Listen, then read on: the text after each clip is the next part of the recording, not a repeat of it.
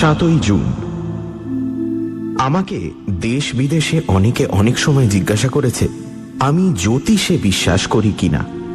প্রতিবারই আমি প্রশ্নটার একই উত্তর দিয়েছি, আমি এখনো এমন কোনো জ্যোতিষীর সাক্ষাৎ পাইনি যার কথায় বা কাজে আমার জ্যোতিষ শাস্ত্রের উপর বিশ্বাস জন্মাবে। কিন্তু আজ থেকে 3 মাস আগে অবিনাশবাবু যে জ্যোতিষীকে আমার বাড়িতে নিয়ে আসেন, আজ আমি বলতে পারি যে তার গণনা অক্ষরে অক্ষরে ফলে গেছে। অবশ্যই এটাও বলতে বাধ্য হচ্ছি যে গণনা না ফললেই বেশি খুশি হতাম। তিনি বলেছিলেন, আজ থেকে 3 মাস পরে তোমার চরম সংকটের দিন আসছে। শনির দৃষ্টি পড়বে তোমার উপর, এমনই অবস্থায় পড়বে যে মনে হবে এর চেয়ে মৃত্যুও ভালো। এই অবস্থা থেকে মুক্তি হবে কিনা জিজ্ঞেস করাতে বললেন, যে তোমার সবচেয়ে বড় শত্রু তাকে সংহার করতে পারলে তবেই মুক্তি। আমি স্বভাবতই জিজ্ঞেস করলাম, এই শত্রুটি কে? তাতে তিনি ভারী রহস্যজনকভাবে একটু হেসে বললেন, তুমি নিজে।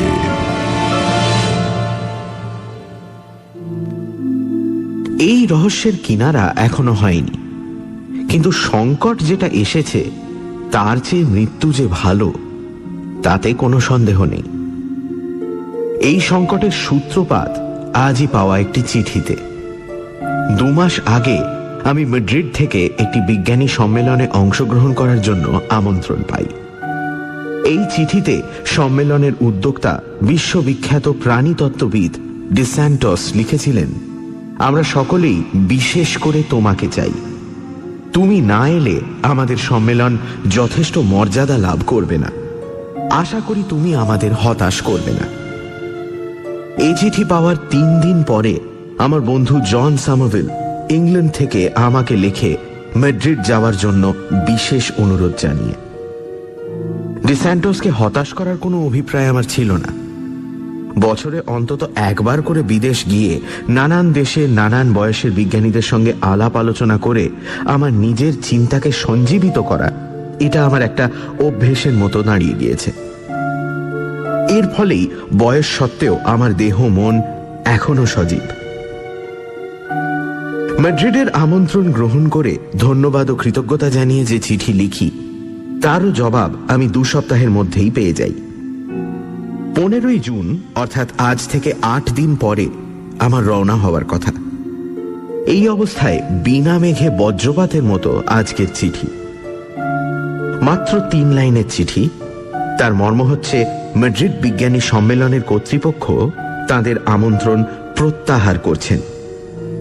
পরিষ্কার ভাষা, তারা চান না যে আমি এই সম্মেলনে যোগদান করি। কারণ কিছু বলা নেই চিঠিতে। এই থেকে কি বুঝতে হবে আমায়? কি এমন ঘটতে পারে যার ফলে এরা আমাকে অপাঙ্ক্তেয় বলে মনে করছেন? উত্তর আমার জানা নেই। কোনোদিন জানতে পারবো কি না তাও জানি না। আজ আর লিখতে পারছি না। দেহ মন অবসন্ন। আজ এখানেই শেষ করি। 10ই জুন। আজ সামারভিলের চিঠি পেলাম। সেটা অনুবাদ করলে এই দাঁড়ায়, প্রিয় শঙ্কু, তুমি দেশে ফিরেছো কিনা জানি না। ইন্সব্রুকে গত মাসে তোমার বক্তৃতা সম্পর্কে কাগজে যা বেরিয়েছে সেটা পড়ে আমি দুরাত ঘুমোতে পারিনি। নিঃসন্দেহে তুমি কোনো কঠিন মানসিক পীড়ায় ভুগছ, না হলে তোমার মুখ দিয়ে এই ধরনের কথা উচ্চারণ হতে পারে বলে আমি বিশ্বাস করি না। আমি খবরটা পড়ে ইন্সব্রুকে প্রফেসর স্টাইনারকে ফোন করেছিলাম। তিনি বললেন বক্তৃতার পরে তোমার আর কোনো খবর জানেন না। আশঙ্কা হয় তুমি ইউরোপেই কোথাও আছো এবং অসুস্থ হয়ে পড়েছ।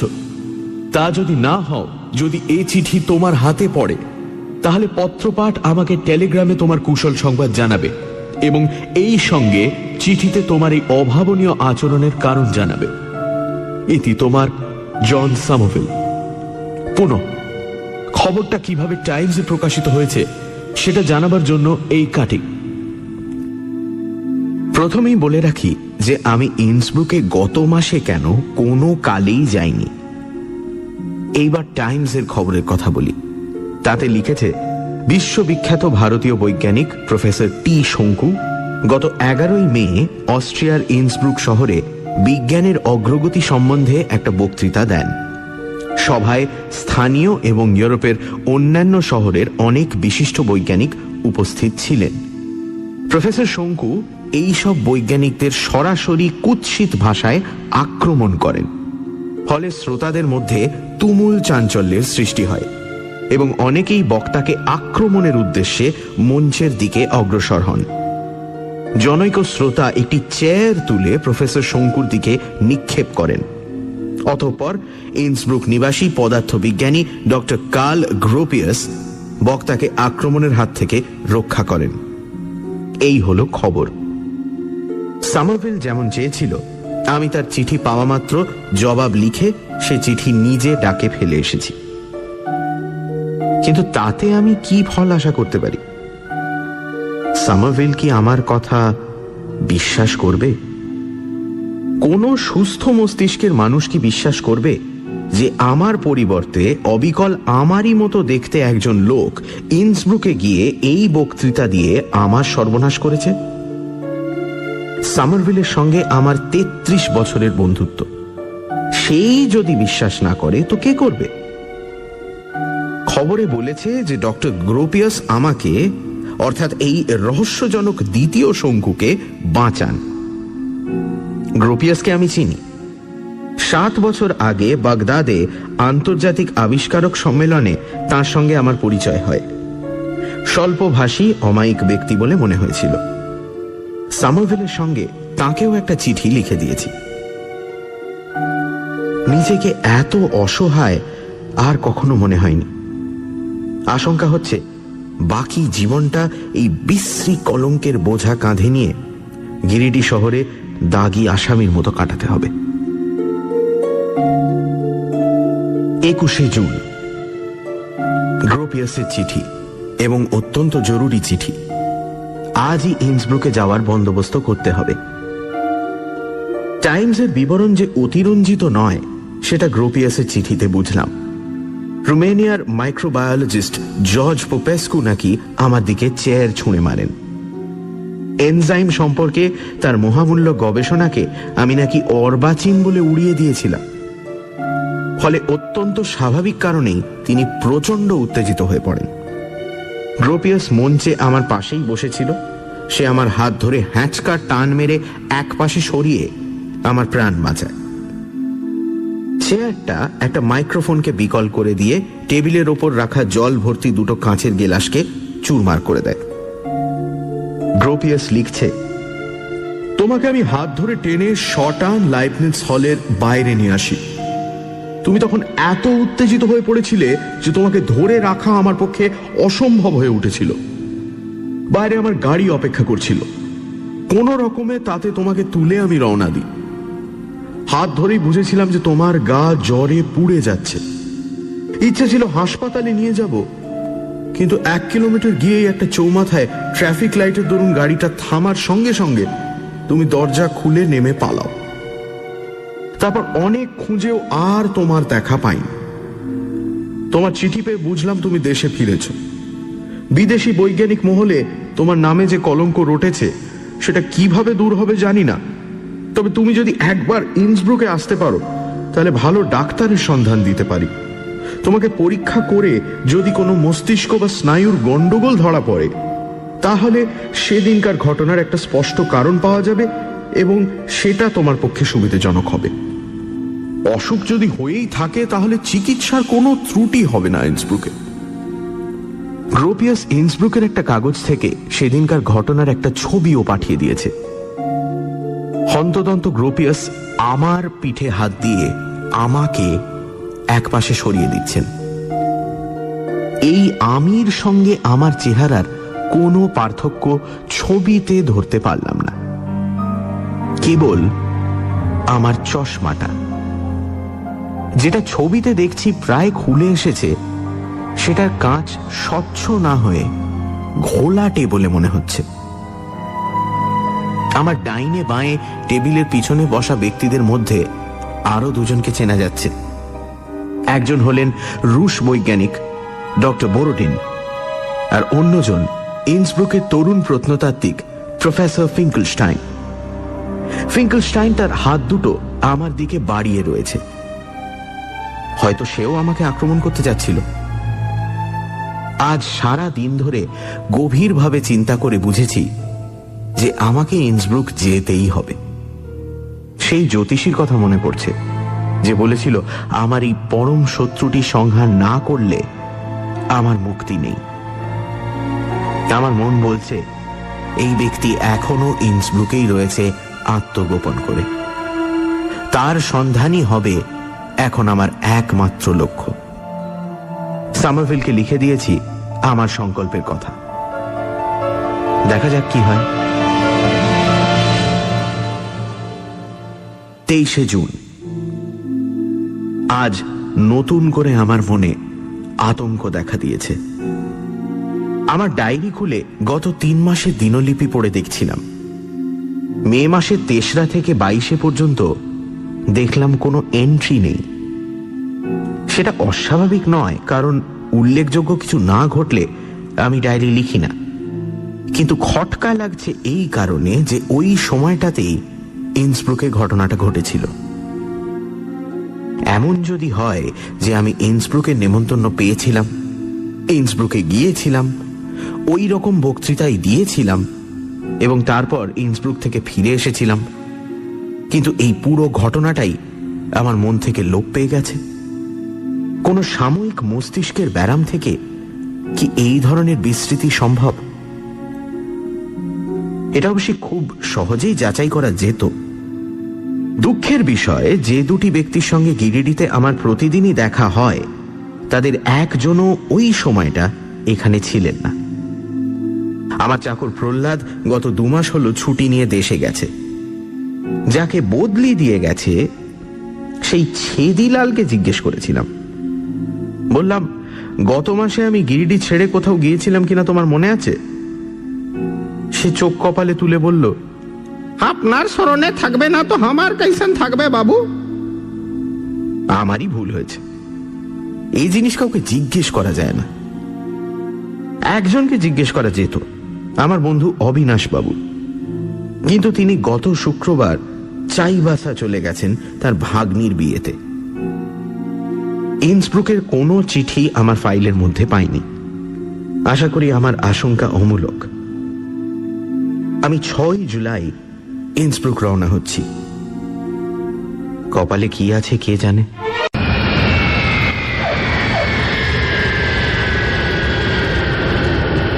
7 জুলাই, ইন্সব্রুক, বিকেল 4টে। ভিয়েনা থেকে ট্রেন ধরে সকাল 10টায় পৌঁছেছি এখানে। ছবি সমেত নকল শঙ্কুর বক্তৃতা এখানকার কাগজে বেরোনোর যে কি ফল হয়েছে সেটা শহরে পদার্পণ করেই বুঝেছি। পরপর 3টে হোটেলে আমাকে জায়গা দেয়নি। তৃতীয় হোটেল থেকে বেরিয়ে একটা ট্যাক্সিতে উঠতে গিয়েছিলাম, ড্রাইভার মাথা নেড়ে না করে দিল। শেষটায় হাতে ব্যাগ নিয়ে প্রায় 45 মিনিট হেঁটে একটা গলির ভিতর ছোট্ট একটা সরাইখানা গোছের হোটেলে ঘর পেলাম। মালিকের পুরু চশমা দেখে মনে হলো সে ভালো চোখে দেখে না। আমার বিশ্বাস সেই কারণেই আতিথেয়তার কোনো ত্রুটি হলো না। কিন্তু এভাবে গা ঢাকা দিয়ে থেকে কাজের বেশ অসুবিধা হবে বলে মনে হচ্ছে। আজ রাত্রে সামারভিল আসছে। তাকে গিরিডি থেকে ইন্সব্রুক যাচ্ছি বলে লিখেছিলাম এবং এখানে এসেই টেলিফোন করেছি। তার জরুরি কাজ ছিল, তাও সে আসবে বলে কথা দিয়েছে। গ্রোপিয়াসকে ফোন করেছিলাম, তার সঙ্গে আজ 5:30টায় অ্যাপয়েন্টমেন্ট। সে থাকে এখান থেকে 10 কিলোমিটার দূরে, বলেছে গাড়ি পাঠিয়ে দেবে। আরো একজনকে ফোন করা হয়ে গেছে এর মধ্যে, প্রফেসর ফিঙ্কেলস্টাইন। শুধু একজনের কাছ থেকে ঘটনার বিবরণ শুনলে চলবে না, তাই ফিঙ্কেলস্টাইনের সঙ্গে কথা বলা দরকার। ভদ্রলোক বাড়ি ছিলেন না, চাকর ফোন ধরেছিল। আমার নম্বর দিয়ে দিয়েছি, বলেছি এলেই যেন ফোন করেন। পাহাড়ে ঘেরা অতি সুন্দর শহর ইন্সব্রুক। যুদ্ধের সময় অনেক কিছুই ধ্বংস হয়ে গিয়েছিল, এখন আবার সব নতুন করে গড়েছে। অবশ্যই শহরের সৌন্দর্য উপভোগ করার মতো মনের অবস্থা আমার নেই। আমার এখন একমাত্র লক্ষ্য হল সেই জ্যোতিষীর গণনায় নির্ভর করে আমার মুক্তির পথ খোঁজা। 7 জুলাই রাত 10:30। গ্রোপিয়াসের সঙ্গে সাক্ষাৎকারের ঘটনাটা গুছিয়ে লিখতে চেষ্টা করছি। 5টার কিছু আগেই আমার এই অ্যাপোলো হোটেলের একটি ছোকরা এসে খবর দিল, হেড প্রফেসর শাঙ্কর জন্য গাড়ি পাঠিয়েছেন হেড ডক্টর গ্রোপিয়াস। গাড়ির চেহারা দেখে কিঞ্চিত বিস্মিত হলাম। এককালে, অর্থাৎ অন্তত 30 বছর আগে, এটা হয়তো বেশ বাহারের গাড়ি ছিল, কিন্তু এখন রীতিমতো জীর্ণ দশা। গ্রোপিয়াস কি দরিদ্র না কৃপণ? 5টার মধ্যে গ্রুনওয়াল্ড স্ট্রাসে পৌঁছে গেলাম। এই রাস্তাতেই গ্রোপিয়াসের বাড়ি। একটা প্রাচীন গির্জা ও গোরস্থান পেরিয়ে গাড়িটা বাঁয়ে একটা গেটের ভিতর দিয়ে ঢুকে গেল। বাড়িটাও দেখলাম গাড়িরই মতো। গেট থেকে সদর দরজা পর্যন্ত রাস্তার দুপাশে বাগান আগাছায় ভরে গেছে, অথচ আসবার পথে অন্যান্য বাড়ির সামনের বাগানের ফুলের প্রাচুর্য দেখে চোখ জুড়িয়ে গেছে। বাগদাদে গ্রোপিয়াসের চেহারা যা মনে ছিল তার তুলনায় এবারে তাকে অনেক বেশি বিধ্বস্ত বলে মনে হলো। 7 বছরে এত বেশি বুড়িয়ে যাওয়ার কথা নয়, হয়তো কোনো পারিবারিক দুর্ঘটনা ঘটে থাকবে। আমি এ ব্যাপারে কোনো অনুসন্ধিৎসা প্রকাশ করলাম না, কারণ তার নিজের স্বাস্থ্যের চেয়ে আমার স্বাস্থ্য সম্পর্কে সে অনেক বেশি উদ্বিগ্ন বলে মনে হলো। বৈঠকখানায় দুজনে মুখোমুখি বসার পর গ্রোপিয়াস মিনিট 2 ধরে আমাকে পর্যবেক্ষণ করল। শেষটায় আমাকে বাধ্য হয়েই হালকাভাবে জিজ্ঞেস করতে হলো, আমি সেই শঙ্কু কিনা সেটা ঠাহর করতে চেষ্টা করছো? গ্রোপিয়াস আমার প্রশ্নের সরাসরি উত্তর না দিয়ে যে কথাটা বলল তাতে আমার ভাবনা দ্বিগুণ বেড়ে গেল। ডক্টর ওয়েবার আসছেন, তিনি তোমাকে পরীক্ষা করে দেখবেন। সেদিন তোমাকে ওয়েবারের ক্লিনিকে নিয়ে যাচ্ছিলাম, কিন্তু তুমি সে সুযোগ দাওনি। আশা করি এবারে তুমি আপত্তি করবে না। একমাত্র আমি বিশ্বাস করি যে সেদিন তুমি অসুস্থ ছিলে বলেই এসব কথা বলতে পেরেছিলে। অন্য যারা ছিল তারা আমার সঙ্গে একমত নয়। তারা এখনো তোমাকে পেলে ছিঁড়ে খাবে। কিন্তু ওয়েবারের পরীক্ষার ফলে যদি প্রমাণ হয় যে তোমার মাথায় গোলমাল হয়েছে, তাহলে হয়তো এরা তোমাকে ক্ষমা করবে। শুধু তাই নয়, চিকিৎসার সাহায্যে সুস্থ হয়ে তুমি হয়তো আবার তোমার সুনাম ফিরে পাবে। আমি অগত্যা বলতে বাধ্য হলাম যে গত 40 বছরে এক দিনের জন্য আমি অসুস্থ হইনি। দৈহিক মানসিক কোনো ব্যাধির সঙ্গেই আমার পরিচয় নেই। গ্রোপিয়াস বলল, তাহলে কি তুমি বলতে চাও যে এত সব নামকরা বৈজ্ঞানিক, শিমানফস্কি, রিটার, পোপেস্কু, অল্টম্যান, স্ট্রাইকার, এমনকি আমি নিজে, এদের সম্বন্ধে তুমি এত নীচ ধারণা পোষণ করো? আমি যথাসম্ভব শান্তভাবে বললাম, গ্রোপিয়াস, আমি বিশ্বাস করি যে আমারই মতো দেখতে আর একজন লোক রয়েছে, যে নিজে বা অন্য কোনো লোকের প্ররোচনায় আমাকে অপদস্থ করার জন্য এই সব করেছে। তাহলে সে লোক এখন কোথায়? সেদিন আমার গাড়ি থেকে নেমে সে শহর থেকে কি ভ্যানিশ করে গেল? তোমার না হয় পাসপোর্ট ছিল, টিকিট ছিল, তুমি সোজা প্লেন ধরে দেশে ফিরে গেছো। কিন্তু একজন প্রতারকের পক্ষে তো হঠাৎ শহর থেকে পালানো এত সহজ নয়। আমি বললাম, আমার বিশ্বাস সে লোক এই শহরেই আছে। এমনও হতে পারে যে সে একজন অখ্যাত বৈজ্ঞানিক, অনেক জায়গায় আমাকে দেখেছে, আমার বক্তৃতা শুনেছে। বোঝাই যাচ্ছে আমার সঙ্গে তার কিছুটা সাদৃশ্য আছে, বাকিটা সে মেকআপের সাহায্যে পুষিয়ে নিয়েছে। গ্রোপিয়াসের চাকর হট চকলেট দিয়ে গেল। চাকরের সঙ্গে সঙ্গে একটা কুকুরও এসে ঘরে ঢুকেছে। বুঝলাম সেটা জাতে ডোবারম্যান পিনশার। কুকুরটা আমাকে দেখে ল্যাজ নাড়তে নাড়তে কাছে এসে আমার প্যান্ট শুঁকতে লাগলো, কিন্তু তারপরেই দেখলাম সে আমার মুখের দিকে চেয়ে বার তিনে গড়গড় শব্দ করল। গ্রোপিয়াস ফ্রেকা ফ্রেকা বলে দুবার ধমক দিতেই সে যেন বিরক্ত হয়ে আমার কাছ থেকে সরে গিয়ে কিছুটা দূরে কার্পেটের উপর বসে পড়ল। তুমি এখানে এসেছো বলে আর কেউ জানে কি? গ্রোপিয়াস প্রশ্ন করল। আমি বললাম, ইন্সব্রুকে আমার জানা বলতে আর একজনই আছেন। তাকে এসে ফোন করেছিলাম, কিন্তু তিনি বাড়ি ছিলেন না। তার চাকরকে আমার ফোন নাম্বার দিয়ে দিয়েছি। কে তিনি? আমি একটু হেসে বললাম, তিনিও প্রফেসর শঙ্কুর বক্তৃতায় উপস্থিত ছিলেন। তোমার পাঠানো খবরের কাগজের ছবিতে তাকে দেখলাম। গ্রোপিয়াস ভ্রুকুঞ্চিত করল। কার কথা বলছো তুমি? Professor Finkelstein. I see. খবরটা শুনে গ্রোপিয়াসকে তেমন প্রসন্ন বলে মনে হলো না। প্রায় আধ মিনিট চুপ করে থাকার পর আমার দিকে সোজা তাকিয়ে বলল, ফিঙ্কলস্টাইনের গবেষণা সম্বন্ধে সেদিন তুমি কি বলেছিলে সেটা মনে আছে? আমি বাধ্য হয়ে মাথা নেড়ে না বললাম। যদি মনে থাকতো তাহলে আর তাকে ফোন করতে না। তুমি বলেছিলে একটি 3 বছরের শিশুও তার চেয়ে বেশি বুদ্ধি রাখে। আমার বুকের ভেতরটা কেঁপে উঠল। খুব ভালো করেই জানি এই উন্মাদ বক্তৃতার জন্য আমি দায়ী নই, কিন্তু এখানকার লোকের যদি সত্যি ধারণা হয়ে থাকে যে এই প্রতারকই হচ্ছে আসল শঙ্কু, তাহলে আমার বিপদের শেষ নেই। গ্রোপিয়াস ছাড়া কি তাহলে আমি কারোর উপরেই ভরসা করতে পারবো না? একটা গাড়ির শব্দ। ওই বোধহয় ওয়েবার এলো, বলল গ্রোপিয়াস। ডাক্তারকে আমার ভালো লাগলো না। জার্মানির তুলনায় অস্ট্রিয়ার লোকেদের মধ্যে যে মোলায়েম ভাব থাকে সেটা এর মধ্যেও আছে, তবে সেটার মাত্রাটা যেন একটু অস্বস্তিকর রকম বেশি।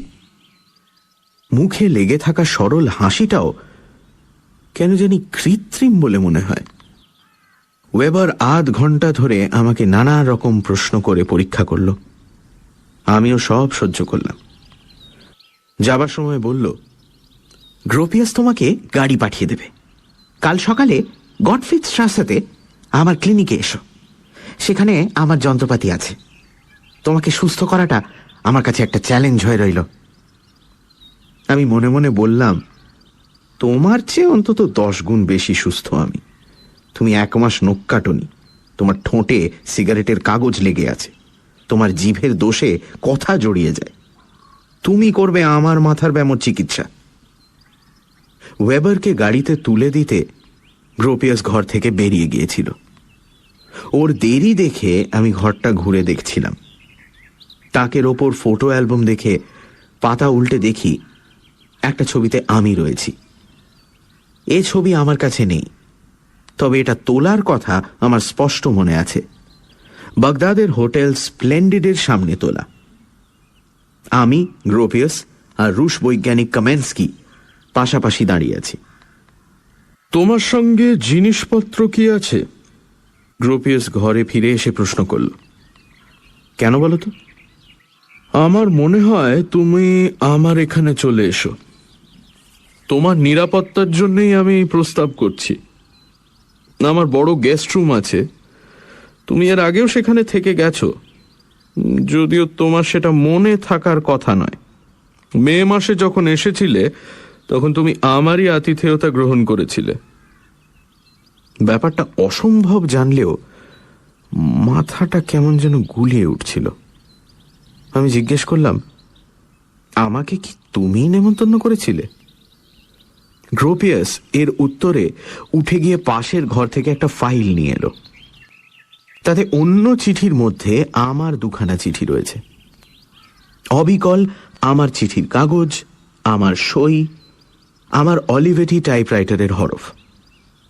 প্রথম চিঠিটায় লিখেছি যে মে মাসে এমনিতেই আমি ইউরোপে যাচ্ছি, কাজেই ইন্সব্রুকে যাওয়ার কোনো অসুবিধে নেই। দ্বিতীয় চিঠিটায় জানিয়েছি কবে পৌঁছচ্ছি। রহস্য ক্রমেই জটিল হয়ে উঠছে এবং সেই সঙ্গে আমার সংকটাপন্ন অবস্থাটাও ক্রমশ স্পষ্ট হয়ে উঠছে। এখানের হোটেলেই যখন আমাকে ঢুকতে দেয়নি, তখন যে লোককে আমি প্রকাশ্যে বক্তৃতায় নাম ধরে অপমান করেছি, আমার প্রতি তার মনোভাব কি হবে সেটা বোঝাই যাচ্ছে। কিন্তু গ্রোপিয়াসকে বলতে হলো যে এক্ষুনি তার বাড়িতে এসে ওঠা আমার পক্ষে সম্ভব নয়। আজ রাত্রে আমার বন্ধু সামোভিল লন্ডন থেকে আসছে। কাল যদি আমরা দুজনে একসঙ্গে তোমার বাড়িতে এসে উঠি। সামোভিল কে? একটু সন্দিগ্ধভাবে প্রশ্ন করল গ্রোপিয়াস। আমি সামোভিলের পরিচয় দিয়ে বললাম, সে আমার বিশিষ্ট বন্ধু। ঘটনাটা শুনে সে বিশেষ চিন্তিত। তোমার কি ধারণা এখানে এসে সে তোমাকে দেখলে তার চিন্তা দূর হবে? আমি কোনো উত্তর না দিয়ে গ্রোপিয়াসের দিকে চেয়ে রইলাম। আমি জানিও কি বলবে এবং ঠিক তাই বলল। তোমার বন্ধুও তোমার চিকিৎসার জন্য আমারই মতো ব্যস্ত হয়ে উঠবে, এতে কোনো সন্দেহ নেই। আমি হোটেলে ফিরেছি সন্ধে 7টায়। ফিঙ্কলস্টাইনের কাছ থেকে কোনো ফোন আসেনি।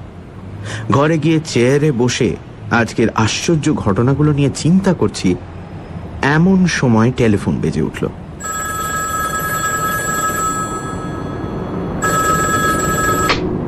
সামোভিল রেল স্টেশন থেকে ফোন করছে। বললাম, কি হলো, তুমি আসছো না? আসছি তো বটেই, একটা উৎকণ্ঠা হচ্ছিল তাই ফোনটা করলাম। কি ব্যাপার? তুমি অক্ষত আছো কিনা সেটা জানা দরকার। অক্ষত এবং সম্পূর্ণ সুস্থ। ভেরি গুড, আমি আধ ঘন্টার মধ্যেই আসছি, অনেক খবর আছে। আমার সম্বন্ধে সামোভিল যে কতটা উদ্বিগ্ন সেটা এই টেলিফোনেই বুঝতে পারল। কিন্তু কি খবর আনছে সে? আমার ঘরে যদিও 2টো খাট রয়েছে, কিন্তু ঘরটা এত ছোট যে আমি সামোভিলের জন্য পাশের ঘরটার বন্দোবস্ত করব বলে ঠিক করেছিলাম। যখন বাড়ি ফিরেছি তখনও ঘরটা খালি ছিল। হোটেলের মালিককে সেটা সম্বন্ধে বলবো বলে ঘর থেকে বেরিয়ে দেখি সে ঘরে বাতি জ্বলছে এবং আধ খোলা দরজাটা দিয়ে কড়া চুরুটের গন্ধ আসছে। আর কোনো খালি ঘর আছে কি? খোঁজ নিয়ে জানলাম নেই। অগত্যা এই ছোট ঘরেই সামোভিলকে থাকতে হবে। আধ ঘন্টার মধ্যেই সামোভিল এসে পড়ল। ইতিমধ্যে কখন যে বৃষ্টি আরম্ভ হয়েছে সেটা খেয়াল করিনি। সেটা বুঝলাম সামোভিলকে ভিজে বর্ষাতি খুলতে দেখে। বলল, আগে কফি আনো, তারপর কথা হবে। কথাটা বলে সেও গ্রোপিয়াসের মতো মিনিট খানেক ধরে আমার দিকে চেয়ে রইল। এই ব্যাপারটা আমার প্রায় গা সওয়া হয়ে যাচ্ছে, যদিও সামোভিলের প্রতিক্রিয়া হলো অন্যরকম। তোমার চাহনিতে কোনো পরিবর্তন দেখছি না শঙ্কু। না, আমার বিশ্বাস তুমি সম্পূর্ণ সুস্থ। আমি এতদিনে নিশ্চিন্তির হাঁপ ছাড়লাম। কফি আসার পর সামোভিলকে আজকের সারাদিনের ঘটনা বললাম। সব শুনে সে বলল, আমি গত কদিনে পুরনো জার্মান বৈজ্ঞানিক পত্রিকা ঘেঁটে গ্রোপিয়াসের কয়েকটা প্রবন্ধ আবিষ্কার করেছি। গত 10 বছরের মধ্যে সে কোনো লেখা লেখেনি, কিন্তু তার আগে লিখেছে। কি সম্বন্ধে লিখেছে? তার ব্যর্থতা সম্বন্ধে। কিরকম? কিসের ব্যর্থতা? এর উত্তরে সামোভিল যা বলল তাতে যে আমি শুধু অবাকই হলাম তা নয়, এর ফলে সমস্ত ঘটনাটা একটা নতুন চেহারা নিয়ে উপস্থিত হলো আমার সামনে। সে বলল, তোমার তৈরি অমনেস্কোপ, তোমার ধন্বন্তরী ওষুধ মিরাকিউরল, তোমার লিঙ্গুয়াগ্রাফ, তোমার এয়ার কন্ডিশনিং পিল, প্রত্যেকটি জিনিসই গ্রোপিয়াসের মাথা থেকে বেরিয়েছিল। দুঃখের বিষয়ে প্রতিবারই সে জেনেছে যে তার ঠিক আগেই তুমি এগুলোর প্যাটেন্ট নিয়ে বসে আছো। অর্থাৎ প্রতিভার দৌড়ে প্রতিবারই সে তোমার কাছে অল্পের জন্য হার মেনেছে। 10 বছর আগে তার শেষ প্রবন্ধে সে অত্যন্ত আক্ষেপ করে বলেছে যে কোনো বৈজ্ঞানিক আবিষ্কারের জন্য খ্যাতি লাভের ব্যাপারটা নেহাতি আকস্মিক। প্রাচীন পুঁথিপত্র ঘেঁটে ও এর নজিরও দেখিয়েছে। যেমন মাধ্যাকর্ষণের ব্যাপারে খ্যাতি হলো নিউটনের, কিন্তু তারও 30 বছর আগে ইটালির বৈজ্ঞানিক ফ্রাতেলি নাকি এই মাধ্যাকর্ষণের কথা লিখে গেছেন। আমি বললাম, ঠিক সেইভাবে বেতার আবিষ্কারের কৃতিত্ব আমাদের জগদীশ বোসের কাছ থেকে কেড়ে নিয়েছিলেন মার্কনি। এক্স্যাক্টলি, বলল সামারভিল। কাজী গ্রোপিয়াস যদি তোমার প্রতি বিরূপ ভাব পোষণ করে তাহলে আশ্চর্য হয় না। তা তো বুঝলাম, কিন্তু এতে দ্বিতীয় শঙ্কুর রহস্যের সমাধান হচ্ছে কিভাবে? প্রশ্নটা করাতে সামারভিল গম্ভীর হয়ে গেল। বলল, তোমার সঙ্গে গ্রোপিয়াসের শেষ দেখা হয়েছিল বাগদাদে 7 বছর আগে। তারপর থেকে সে আর কোনো বিজ্ঞান সম্মেলনে যায়নি। এই প্রথম গত মে মাসে ইন্সব্রুকে তারই উদ্যোগে আয়োজিত বিজ্ঞানী সম্মেলনে সে যোগদান করে। আর আমি সামারভিলকে বাধা দিয়ে বললাম, কিন্তু এই সম্মেলন থেকে আমি কোনো চিঠি পাইনি। সে তো পাবেই না, কিন্তু গ্রোপিয়াস নিশ্চয়ই বলেছে যে সে তোমাকে ডেকেছে। এমনকি সে তোমার শৈশবের চিঠিও নিশ্চয়ই তার ফাইলে রেখেছে। আমাকে বলতেই হলো যে সে চিঠি আমি নিজের চোখে দেখে এসেছি। তার সঙ্গে এর আগে তোমার চিঠি লেখালেখি হয়েছে? সামারভিল প্রশ্ন করল। আমি বললাম, বাগদাদে ওর সঙ্গে আলাপ হবার পর আমি ওকে 2 বার চিঠি লিখেছি, আর পরপর 5 বছর নববর্ষে সম্ভাষণ জানিয়ে কার্ড পাঠিয়েছি। সামারভিল গম্ভীরভাবে মাথা নাড়ল, তারপর বলল, তোমার সঙ্গে চেহারার মিল আছে এমন কোন লোক নিশ্চয়ই জোগাড় করেছে গ্রোপিয়াস। যেটুকু তফাৎ সেটুকু মেকআপের সাহায্যে ম্যানেজ করেছে, আর বক্তৃতার বিষয়টা তাকে আগে থেকেই শিখিয়ে দিয়েছে। টাকার লোভে এই কাজটা অনেকেই করতে রাজি হবে। এই দ্বিতীয় শঙ্কুর তো কোনো দায় দায়িত্ব নেই, সে ফরমাস খেটে টাকা পেয়ে খালাস। এদিকে আসল শঙ্কুর যা সর্বনাশ হবার তা হয়েই গেল, আর গ্রোপিয়াসেরও প্রতিশোধ নেওয়া হয়ে গেল। ভালো কথা, তোমার বক্তৃতার কোনো রেকর্ডিং গ্রোপিয়াসের কাছে থাকতে পারে? প্রশ্নটা শুনেই আমার মনে পড়ে গেল, বাগদাদে গ্রোপিয়াসকে একটা ছোট্ট টেপ রেকর্ডের সঙ্গে নিয়ে ঘুরতে দেখেছি। আমি বললাম, সেটা খুবই সম্ভব। শুধু তাই না, আমার একটা ভালো রঙিন ছবিও তার কাছে আছে, আমি আজই দেখেছি। সামারভিল একটা আক্ষেপসূচক শব্দ করে বলল, মুশকিলটা কি জানো? যাকে শঙ্কু সাজিয়েছে তাকে খুঁজে পাওয়ার সম্ভাবনা খুবই কম, অথচ গ্রোপিয়াসের শয়তানি প্রমাণ করতে গেলে দ্বিতীয় শঙ্কুর প্রয়োজন। এই হোটেলে ঘরে টেলিফোন নেই। দোতলার 3 জন বাসিন্দার জন্য একটি মাত্র টেলিফোন রয়েছে প্যাসেজে। যদি 1 নম্বরের জন্য ফোন আসে তাহলে একবার করে রিং হতে থাকে। 2 নম্বর হলে ডাবল রিং, আর 3 নম্বর হলে 3 বার। টেলিফোন 2 করে বাজছে দেখে বুঝলাম আমারই ফোন। দরজা খুলে বাইরে বেরিয়ে ফোন ধরলাম। হ্যালো, প্রফেসর শঙ্কু কথা বলছেন? হ্যাঁ। আমার নাম ফিঙ্কলস্টাইন। আমি বৃথা বাক্য ব্যয় না করে আসল প্রসঙ্গে চলে গেলাম। গত মে মাসে এখানে একটা বিজ্ঞানী সভায় তুমি বোধহয় উপস্থিত ছিলে। কাগজে তোমার ছবি দেখলাম। তুমি কি তোমার চশমা হারিয়েছ? এই অপ্রত্যাশিত প্রশ্নের কি জবাব দিতে হবে ভাবছি, সেই ফাঁকে ফিঙ্কলস্টাইন আর একটা প্রশ্ন করে বসল। তোমার চশমার কাঁচ কি ঘোলাটে না স্বচ্ছ? আমি বললাম, স্বচ্ছ, এবং সে চশমা আমার কাছেই আছে, কোনোদিন হারাইনি। আমার তাই বিশ্বাস। যাই হোক, বিজ্ঞান সভায় যে শঙ্কু বক্তৃতা দিয়েছিলেন, তিনি ঘর থেকে বেরোবার সময় তার চশমাটা খুলে মেঝেতে পড়ে যায়। সেটা আমি তুলে নিই। শুধু চশমা নয়, তার সঙ্গে একটা জিনিস আটকে ছিল, সেটাও আমার কাছে আছে। কি জিনিস? সেটা তুমি এলে দেখাবো। ওটা না পেলে কিন্তু আমারও ধারণা হতো যে যিনি বক্তৃতা দিয়েছেন তিনি আসল শঙ্কু, নকল নন। কথাটা শুনে আমার হৃদকম্প শুরু হয়ে গেছে। বললাম, কখন তোমার সঙ্গে দেখা করা যায়? ফিঙ্কেলস্টাইন বলল, এখন রাত হয়ে গেছে আর দিনটাও ভালো না। কাল সকালে 8:30 আমার বাড়িতে এসো। বেশি সকাল হয়ে যাচ্ছে না তো? না না, ঠিক 8:30 যাব। আমার সঙ্গে আমার ইংরেজ বন্ধু জন সামারভিলও থাকবে। বেশ, তাকে নিয়ে এসো, তখনই কথা হবে। অনেক কিছু বলার আছে। ফোন রেখে দিলাম। সামারভিল পাশেই দাঁড়িয়েছিল। দুজনে আবার ঘরে ফিরে এলাম। সামারভিল দরজাটা বন্ধ করে দিয়ে বলল, 3 নম্বরে যিনি আছেন তাকে চেনো? কেন বলো তো? লোকটা আজ সন্ধ্যায় এসেছে। ভদ্রলোকের একটু বেশি রকম কৌতূহল বলে মনে হলো। চুরুটের গন্ধ পেয়ে পিছনে ফিরে দেখি দরজাটা 1 ইঞ্চি ফাঁক করে দাঁড়িয়ে আছে। তোমার ফোনের কথা শোনার জন্য তার এত আগ্রহ কেন? এর উত্তর আমি জানি না। লোকটা কে তাও জানি না। আশা করি কাল ফিঙ্কেলস্টাইনের সঙ্গে কথা বলে রহস্য অনেকটা পরিষ্কার হবে। এখন রাত 11টা। বৃষ্টি হয়ে চলেছে। সামারভিল শুয়ে পড়েছে।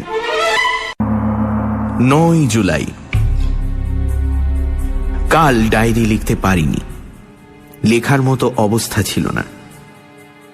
সেই জ্যোতিষীর গণনা শেষ পর্যন্ত ফলেছে। একটা কথা মানতেই হবে, শয়তানিতে একজন সাধারণ মানুষের পক্ষে বৈজ্ঞানিককে টেক্কা দেওয়া অসম্ভব। যাকে আপাতত কালকের অসামান্য ঘটনাগুলোর বর্ণনায় মনোনিবেশ করি।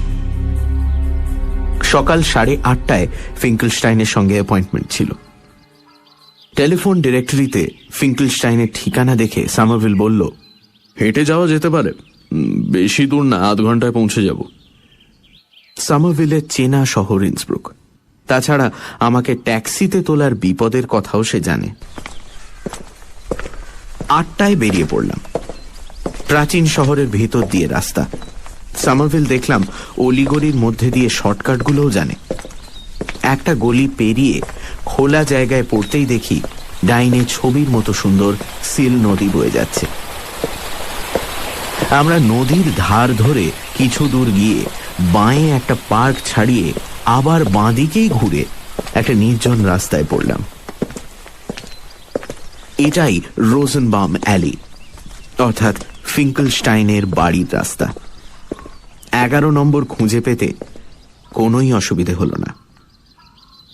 ছোট অথচ ছবির মতো সুন্দর বাড়ি। সামনেই বাগান, তাতে নানা রঙের ফুল ফুটে রয়েছে। আর তারই মধ্যে সামনের দরজার ডান পাশে একটা আপেল গাছ দাঁড়িয়ে আছে প্রহরীর মতো। আমরা এগিয়ে গিয়ে দরজার বেল টিপলাম। একজন প্রৌঢ় চাকর এসে দরজা খুলে দিল। আমাকে দেখেই তার মুখে হাসি ফুটে ওঠাটা কেমন যেন অস্বাভাবিক লাগলো। আসুন ভেতরে। আপনি কিছু ফেলে গেছেন বুঝি? আমার বুকের ভেতরে যেন একটা হাতুড়ি পড়ল। প্রফেসর ফিঙ্কেলস্টাইন আছেন? সামারভিলের গলার স্বরে সংশয়। মনিব তো এখনো ঘরেই আছেন। কোথায় ঘর? দোতলায় উঠেই ডান দিকে। ইনি তো একটু আগেই। 3 ধাপ করে সিঁড়ি উঠে দোতলায় পৌঁছে গেলাম। ডান দিকের ঘরের দরজা খোলা। সামারভিল তার লম্বা পা ফেলে আগে ঢুকে মাই গড বলে দাঁড়িয়ে গেল। এটা ফিঙ্কেলস্টাইনের স্টাডি। মাহাগনির টেবিলের সামনে অদ্ভুতভাবে মাথাটাকে পিছনে চিতিয়ে চেয়ারে বসে আছে ফিঙ্কেলস্টাইন। তার হাত দুটো চেয়ারের দুপাশে ঝুলে আছে। এগিয়ে গিয়ে দেখি যা অনুমান করেছি তাই। ফিঙ্কেলস্টাইনের মুখের দিকে চাওয়া যায় না, তাকে গলা টিপে মারা হয়েছে। কণ্ঠনালীর দুপাশে আঙুলের দাগ এখনো টাটকা। এই দৃশ্য দেখে ফিঙ্কেলস্টাইনের চাকর যেটা করল সেটাও মনে রাখার মতো। একটা অস্ফুট চিৎকার করে আমার দিকে একটা বিস্ফারিত দৃষ্টি দিয়ে সে টেবিলের উপর রাখা টেলিফোনটার উপর হুমড়ি খেয়ে পড়ল। তার উদ্দেশ্য স্পষ্ট, সে পুলিশে খবর দেবে। সামারভিল যেটা করল সেটা অবশ্যই তার উপস্থিত বুদ্ধির পরিচয়। সে এক ঘুষিতে ভৃত্যটিকে ধরাশায়ী করল। দেখে বুঝলাম ভৃত্য অজ্ঞান। তুমি ফাঁদে পড়েছ শঙ্কু, রুদ্ধশ্বাসে বলল সামারভিল। মাথা ঠান্ডা করে কাজ করতে হবে। কিন্তু ওটা কি? আমার চোখ চলে গেছে টেবিলের উপর রাখা একটা প্যাডের দিকে। তাতে একটি মাত্র কথা লেখা রয়েছে লাল পেন্সিলে, অ্যাসার্টে, অর্থাৎ ফার্স্ট, প্রথম। আরো যে কিছু লেখার ইচ্ছে ছিল ফিঙ্কেলস্টাইনের, সেটা কথাটার পরে পেন্সিলের দাগ থেকে বোঝা যাচ্ছে। পেন্সিলটা পড়ে রয়েছে টেবিলের পাশে মেঝেতে। যা করতে হবে খুব তাড়াতাড়ি। এসার্টে লিখে কি বোঝাতে চেয়েছিলেন ফিঙ্কেলস্টাইন? প্রথম, দ্বিতীয়, তৃতীয় এইভাবে বোঝানো যেতে পারে এমন কি আছে ঘরের মধ্যে? বইয়ের তাক বোঝাতে পারে কি? মনে হয় না। আমি বুঝতে পারছি কি জিনিসের অবস্থান বোঝাতে চেয়েছিল ফিঙ্কেলস্টাইন। আমার চশমা।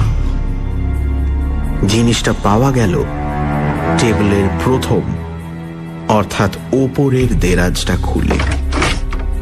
কাগজপত্র, কলম, পেন্সিল ইত্যাদির মধ্যে একটা কার্ডবোর্ডের বাক্স রাখা রয়েছে। তার ঢাকনাতে জার্মান ভাষায় লেখা শঙ্কুর চশমা এবং চুল। বাক্সটা নিয়ে আমরা দুজনে চম্পট দিলাম। ভৃত্য এখনো বেহুশ। সিঁড়ি দিয়ে নামার সময় লক্ষ্য করলাম জুতোর ছাপ। ওঠার সময় তাড়াতাড়িতে চোখে পড়েনি। বাইরেও রয়েছে সেই ছাপ। দরজা দিয়ে বেরিয়ে গেট ছাড়িয়ে রাস্তায় গিয়ে পড়েছে। আসার ছাপ, যাওয়ার ছাপ দু রকমই আছে। কাল রাত্রের বৃষ্টি অবশ্যই এর জন্য দায়ী। আমরা ছাপটা অনুসরণ করে কিছু দূর অগ্রসর হয়ে দেখি সেটা রাস্তা থেকে ঘাসের উপর উঠে অদৃশ্য হয়ে গেছে। তা সত্ত্বেও আমরা পা চালিয়ে এগিয়ে গেলাম। 10 মিনিট এদিক ওদিক খুঁজেও যখন দ্বিতীয় শঙ্কুর কোনো চিহ্ন পাওয়া গেল না, তখন বাধ্য হয়ে হোটেলে ফিরে আসতে হলো। মালিক আমাকে দেখেই বলল, তোমার ফোন এসেছিল, ডক্টর গ্রোপিয়াস তোমাকে অবিলম্বে টেলিফোন করতে বলেছেন। দোতলায় উঠে দেখি আমাদের পাশের ঘর আবার খালি হয়ে গেছে। খাটে বসে পকেট থেকে বাক্সটা বার করলাম। খুলে দেখি শুধু চশমা নয়, তার সঙ্গে একটা ছোট্ট খামও রয়েছে। চশমাটা ঠিক আমারই চশমার মতো, কেবল কাঁচটা গ্রে রঙের। খামটা খুলতে তার থেকে একটা চিরকুট বেরোলো। তাতে লেখা লাইবনিটস হলে বিজ্ঞান সভায় ভারতীয় বৈজ্ঞানিক প্রফেসর শঙ্কুর চোখ থেকে খুলে পড়া চশমা সংলগ্ন নাইলনের চুল। নাইলনের চুল? খামের ভেতরেই ছিল চুলটা। দেখতে ঠিক পাকা চুলেরই মতো বটে, কিন্তু সেটা যে কৃত্রিম তাতে কোনো সন্দেহ নেই। এই চুল থেকেই ফিঙ্কেলস্টাইন বুঝে ফেলেছিল যে বক্তৃতা সভার শঙ্কু আসল শঙ্কু নয়। কিন্তু আমার এই সংকটে ফিঙ্কেলস্টাইনের সাহায্য লাভের আর কোনো উপায় নেই। ঘরের দরজা বন্ধ ছিল, তাতে হঠাৎ টোকা পড়তে দুজনেই চমকে উঠলাম। এই সময় আবার কে এলো? খুলে দেখি গ্রোপিয়াস। সামারভিলের সঙ্গে পরিচয় করিয়ে গ্রোপিয়াসকে বসতে বললাম, কিন্তু সে বসল না। দরজার মুখে দাঁড়ানো অবস্থাতেই বলল, আজ তোমাকে নিয়ে যাব বলেছিলাম, কিন্তু আজ ওয়েবারের একটু অসুবিধে আছে। তাছাড়া আমার বাড়িতে আজ একটা দুর্ঘটনা ঘটে গেছে। আমার এক চাকর ফ্রান্স কাল রাত্রিরে থ্রম্বোসিসে মারা গেছে। আজ তার শেষকৃত্য, আমায় উপস্থিত থাকতে হবে। এর উত্তরে আমাদের কিছুই বলার নেই। কয়েক মুহূর্ত বিরতির পর গ্রোপিয়াস কথা বলল। এবার সে একটা প্রশ্ন করল। ফিঙ্কেলস্টাইন মারা গেছে জানো কি? আমি যে ফিঙ্কেলস্টাইনের সঙ্গে অ্যাপয়েন্টমেন্ট করেছিলাম সেটা পাশের ঘর থেকে একজন লোক শুনেছিল, সেটা মনে আছে। সে যদি গ্রোপিয়াসের অনুচর হয়ে থাকে তাহলে আমার 8:30টার অ্যাপয়েন্টমেন্টের কথা গ্রোপিয়াসের কানে পৌঁছেছিল নিশ্চয়ই। তবুও আমি অজ্ঞতা ও বিস্ময়ের ভান করে বললাম, সে কি, কখন? আজ সকালে একাডেমি অফ সায়েন্স থেকে ফোন করেছিল এই কিছুক্ষণ আগে।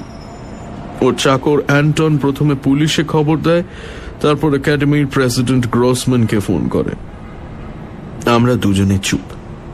গ্রোপিয়াস এক পায়ে এগিয়ে এলো। অ্যান্টন একজন লোকের কথা বলেছে। গায়ের রং ময়লা, মাথায় টাক, দাঁড়িয়ে আছে, চশমা আছে। আজ সকালে ফিঙ্কেলস্টাইনের বাড়ি গিয়েছিল। তার নামটাও বলেছিল অ্যান্টন। বর্ণনা যখন আমার সঙ্গে মিলে যাচ্ছে তাহলে নামটাও মিলতে পারে, আমি শান্ত কণ্ঠে বললাম। আর সেটাতে আশ্চর্য হওয়ার কিছু নেই, কারণ সকালে সত্যিই গিয়েছিলাম ফিঙ্কেলস্টাইনের সঙ্গে দেখা করতে। সঙ্গে সামোভিল ছিল। গিয়ে দেখি ফিঙ্কেলস্টাইন মৃত। তাকে টুঁটি টিপে নৃশংসভাবে হত্যা করা হয়েছে। প্রফেসর শঙ্কু, রক্ত জল করা গলায় বলল গ্রোপিয়াস। বক্তৃতার ভাষার সাহায্যে বৈজ্ঞানিকদের আক্রমণ করা এক জিনিস, আর সরাসরি তাদের একজনকে আক্রমণ করে তাকে হত্যা করা আর এক জিনিস। তুমি নিজেই যখন বলছো তোমার মস্তিষ্কে কোনো গোলমাল নেই, তখন এই অপরাধের জন্য তোমার কি শাস্তি হবে সেটা তুমি জানো নিশ্চয়। এবার সামোভিল মুখ খুলল। তারও কণ্ঠস্বর সম্পূর্ণ স্বাভাবিক। ডক্টর গ্রোপিয়াস, আপনি যখন বক্তৃতার দিন মঞ্চ থেকে শঙ্কুকে সরিয়ে নিয়ে যাচ্ছিলেন তখন তার চোখ থেকে চশমাটি খুলে পড়ে যায়। ঘোলাটে কাঁচ, কতকটা সানগ্লাসের মতো। সেই চশমাটি ফিঙ্কেলস্টাইন তুলে নেয়। চশমার ডান্ডায় একটি চুল আটকে ছিল। চুলটা নাইলনের। আজ ফিঙ্কেলস্টাইনের চাকরের কথায় মনে হলো শঙ্কুরি মতো দেখতে আর একজন লোক আমাদের আধ ঘন্টা আগে ফিঙ্কেলস্টাইনের সঙ্গে দেখা করতে যায়। আমরা সিঁড়িতে তার জুতোর ছাপ দেখেছি, বাড়ির বাইরে এবং রাস্তাতেও দেখেছি। এই লোকটি যাবার কিছুক্ষণের মধ্যেই খুনটা হয়। আততায়ী দস্তানা পরেনি। তার আঙুলের স্পষ্ট ছাপ ফিঙ্কেলস্টাইনের গলায় ছিল। এই জাল শঙ্কু যে খুনটা করেছে সেটা আপনি আসল শঙ্কুর ঘাড়ে চাপাবেন কি করে? গ্রোপিয়াস হঠাৎ হো হো করে এক অস্বাভাবিক হিংস্র তেজে হেসে উঠল।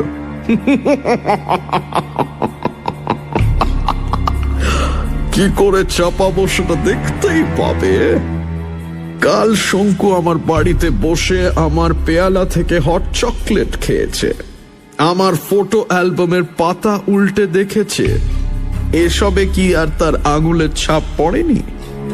আজকাল কৃত্রিম আঙুলের ছাপ তৈরি করা যায় প্রফেসর সামোভিল। হান্স গ্রোপিয়াসের আবিষ্কার এটা। ইতিমধ্যে ইউরোপে 3 জন সেরা ক্রিমিনালকে আমি এর উপায় বাতলে দিয়েছি। এতক্ষণ লক্ষ্য করিনি যে দরজার বাইরে গ্রোপিয়াসের আড়ালে আর একটি লোক দাঁড়িয়ে আছে পকেটে হাত দিয়ে। একে আমি চিনি। এই লোকই সেদিন পাশের ঘর থেকে আড়ি পেতেছিল।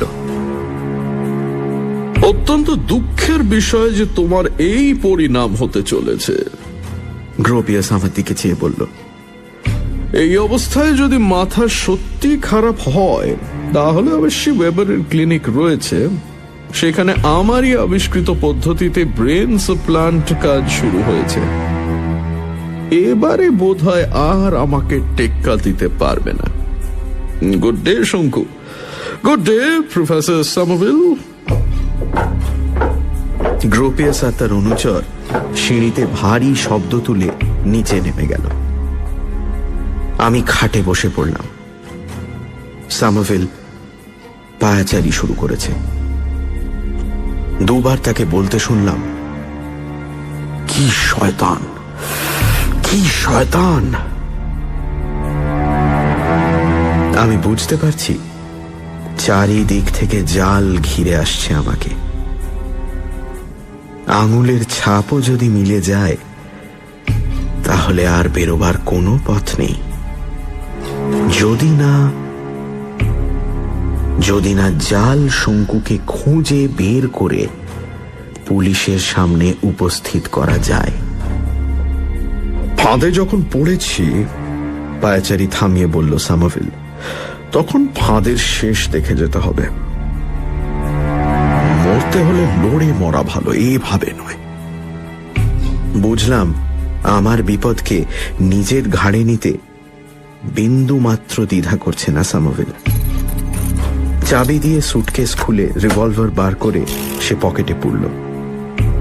বিজ্ঞানের সঙ্গে সঙ্গে শিকারেও যে তার আশ্চর্য দখল, সেটা সে ভেনেজুয়েলার জঙ্গলে অনেকবার প্রমাণ করেছে। আমিও আমার অ্যানাইহিলিন গান বা নিশ্চিহ্নাস্ত্রটা সঙ্গে নিলাম। মাত্র 4 ইঞ্চি লম্বা আমার এই আশ্চর্য অস্ত্রটি আমি পারতপক্ষে ব্যবহার করি না। ঘরের দরজা বন্ধ করে সিঁড়ি দিয়ে নেমে আমরা হোটেলের বাইরে বেরিয়ে এলাম। একটা ট্যাক্সি দেখে সেটাকে হাত তুলে থামিয়ে এগিয়ে যেতে ড্রাইভার আমাকে দেখেই 9 অর্থাৎ না না বলে মাথা না, সেটাই আবার ইয়া হয়ে গেল যখন সামারভিল তার হাতে একটা 100 গ্রোসেনের নোট গুঁজে দিল। একটু আগেই একটা সাইরেনের শব্দ পেয়েছি। আমাদের ট্যাক্সিটা যখন রওনা হয়েছে তখন দেখলাম একটা পুলিশের গাড়ি আমাদের হোটেলের দিকে যেতে যেতে আমাদের গাড়িটা দেখেই ব্রেক কষল। সামারভিল এবার 200 গ্রোসেনের নোট ড্রাইভারের হাতে দিয়ে বলল, খুব জোরে চালাও, গ্রুনোবলস ট্রাসে যাব। সকালে রোদ বেরিয়েছিল, কিন্তু এখন দেখছি পশ্চিম দিক থেকে কালো মেঘ এসে আকাশটাকে ছেয়ে ফেলেছে। তার ফলে তাপমাত্রাও নেমে গেছে অন্তত 20 ডিগ্রি ফ্যারেনহাইট। আমাদের মার্সিডিজ ট্যাক্সি ঝড়ের মতো এগিয়ে চলল ট্রাফিক বাঁচিয়ে। মিনিট 10 চলার পর পেছনে দূর থেকে আবার সাইরেনের শব্দ পেল। সামারভিল ড্রাইভারের পিঠে হাত দিয়ে একটা মৃদু চাপ দিল। ফলে আমাদের গাড়ির গতি আরো বেড়ে গেল। স্পিডোমিটারের কাঁটা প্রায় 100 কিলোমিটারের কাছাকাছি পৌঁছে গেছে। চালকের অশেষ বাহাদুরি যে আমাদের অ্যাক্সিডেন্টের হাত থেকে বাঁচিয়ে সে 20 মিনিটের মধ্যে এনে ফেলল গ্রুনোবলস ট্রাসেতে। সামনে একটা মিছিল, তাই বাধ্য হয়ে গাড়ির গতি কমাতে হলো। 10-12 জন লোক একটা কফিন নিয়ে বাঁয়ে গোরস্থানের গেটের ভিতর দিয়ে ঢুকে গেল। তার মধ্যে 2 জনকে চিনলাম, কাল যে চাকরটি হট চকলেট এনে দিয়েছিল এবং গ্রোপিয়াস নিজে। আমাদের গাড়ি গোরস্থানের গেট ছাড়িয়ে গ্রোপিয়াসের গেটে পৌঁছানোর ঠিক আগে সামারভিল চেঁচিয়ে উঠল, স্টপ দ্য কার, গাড়ি ব্যাক করো। বকশিস পাওয়া ড্রাইভার তৎক্ষণাৎ গাড়ি থামিয়ে ব্যাক করে গোরস্থানের গেটের সামনে এসে থামল। আমরাও নামলাম, আর সেই সঙ্গে সাইরেনের শব্দে গোরস্থানের স্তব্ধতা চিরে পুলিশের গাড়ি এসে আমাদের ট্যাক্সির পিছনে সশব্দে ব্রেক কষল। গোরস্থানে একটা সদ্য খোঁড়া গর্তের পাশে রাখা হয়েছে কফিনটাকে। সব যাত্রীদের সকলেই আমাদের দিকে দেখছে, এমনকি গ্রোপিয়াসও। পুলিশের গাড়ি থেকে একজন ইন্সপেক্টর ও আরো দুটি লোকের সঙ্গে নামল ফিঙ্কলস্টাইনের ভৃত্য অ্যান্টন, এবং নেমেই আমার দিকে আঙুল দেখিয়ে বলল, ওই সেই লোক। পুলিশ অফিসার আমার দিকে এগিয়ে এলেন। গোরস্থানের পাদ্রী তার শেষকৃত্য শুরু করে দিয়েছে। প্রফেসর শঙ্কু, আমার নাম ইন্সপেক্টর ডিট্রিক। আপনাকে আমাদের সঙ্গে একটু। সামারভিলের রিভলভার 3 বার গর্জিয়ে উঠল, সঙ্গে সঙ্গে 3 বার কাঠ ফাটার শব্দ। ওকে পালাতে দিও না! সামারভিল চিৎকার করে উঠল, কারণ গ্রোপিয়াস গোরস্থানের পিছন দিক লক্ষ্য করে ছুট দিয়েছে। একজন পুলিশের লোক হাতে রিভলভার নিয়ে তার দিকে তীর বেগে ধাওয়া করল। ইন্সপেক্টর ডিট্রিক চেঁচিয়ে উঠলেন, যে পালাবে তাকেই গুলি করা হবে। এদিকে আমার বিস্ফারিত দৃষ্টি চলে গেছে কফিনের দিকে। 3টের একটা গুলি তার পাশের দেয়াল ভেদ করে ভেতরে ঢুকে গেছে। অন্য দুটো ঢাকনার কানায় লেগে সেটাকে দ্বিখণ্ডিত করে স্থানচ্যুত করেছে। কফিনের ভেতর বিশাল দুটি নিষ্পলক পাথরের চোখ নিয়ে যিনি শুয়ে আছেন তিনি হলেন আমারই ডুপ্লিকেট, শঙ্কু নাম্বার 2। এবার সমবেত সকলের রক্ত হিম করে ডিট্রিকের হাত থেকে রিভলভার খসিয়ে দিয়ে পুলিশের বগল দাবা গ্রোপিয়াসকে অজ্ঞান করে দিয়ে কফিনবদ্ধ দ্বিতীয় শঙ্কু ধীরে ধীরে উঠে বসলেন। বুঝলাম তার পাঁজরা দিয়ে গুলি প্রবেশ করে তার দেহের ভেতরের যন্ত্র বিকল করে দিয়েছে, কারণ ওই বসা অবস্থাতেই গ্রোপিয়াস সৃষ্ট জাল শঙ্কু তার শরীরের ভিতর রেকর্ড করা একটা পুরনো বক্তৃতা শুরু করে দিয়েছে। ভদ্রমহোদয়গণ, আজ আমি যে কথাগুলো বলতে এই সভায় উপস্থিত হয়েছি সেগুলো আপনাদের মনোভূত। আমি আমার অ্যানাইহিলিন বন্দুকটি পকেট থেকে বার করলাম। আমার এই পৈশাচিক জোড়াটিকে পৃথিবীর বুক থেকে একেবারে মুছে ফেলতে পারলে তবেই আমার মুক্তি।